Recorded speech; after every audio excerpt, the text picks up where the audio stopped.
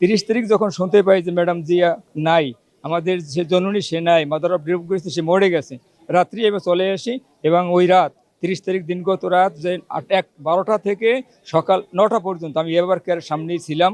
এবং চিন্তা করছি আমার মা যেমন ভালোবাসি, আমার মা মরে গেলে আমি তার পাশে থাকতাম। আজকেও আমার দিনটা আমি কাটাই যে যখন অত দূর থেকে এসেছি। আর এই মায়ের জন্য যখন তাকে বিদেশে নিতে চাইছিল, তখন আমি কিছু কবিতা লিখেছি তার অনুভূতিটা। তাই আমি সেই অনুভূতি লিখেছি যে, হে আমার ছেলে, হে ছেলের বউ, তোমরা আমাকে কেন বিদেশ নিতে চাও? আমি বাংলা ছেড়ে কোথাও যাব না। বাংলার মাটিতে আমার জন্ম হয়েছে, বাংলার মাটিতে আমার জীবন অবসান হইবে। অনেক স্বৈরাচার আমাকে দেশ থেকে বিতাড়িত করতে চাইছে। আমি সেদিনও বলেছি, আমি বাংলার মাটিতে জন্ম হয়েছি, বাংলায় থাকবো, বিদেশে আমার ঠিকানা নাই, আমি বাংলার মাটিতেই মরতে চাই। পরম করুণাময় আল্লাহ তাআলা তার এই দোয়া মনোজাতকে কবুল করেছে। তার ইচ্ছে ছিল তিনি মারা যাওয়ার পর তার স্বামীর পাশে তাকে কবরস্থান দেওয়া হবে।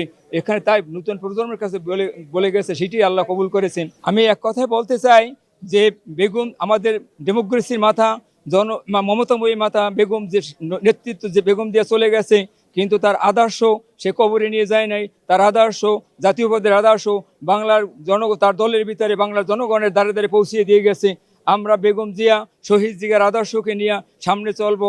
এবং তারেক জিয়াকেও আমরা যেভাবে পারি, কথায় পারি, বুঝে পারি, বিভিন্নভাবে ভুল মানুষের হইতে পারে, কিন্তু যারা ভুল করছে তাদের কি অবস্থা হয়েছে ওই ইতিহাস দিকে আমাদেরকে শিক্ষা নিতে হবে। আমরা যেন আর কোনোদিন ভুল না করি। জনগণ যেমন তার মাকে ভালোবাসছে, তাকেও যেন সেইভাবে ভালোবাসে। এই ভালোবাসা অর্জন করব এবং ধানের শীষের পক্ষে ভোট চাবো।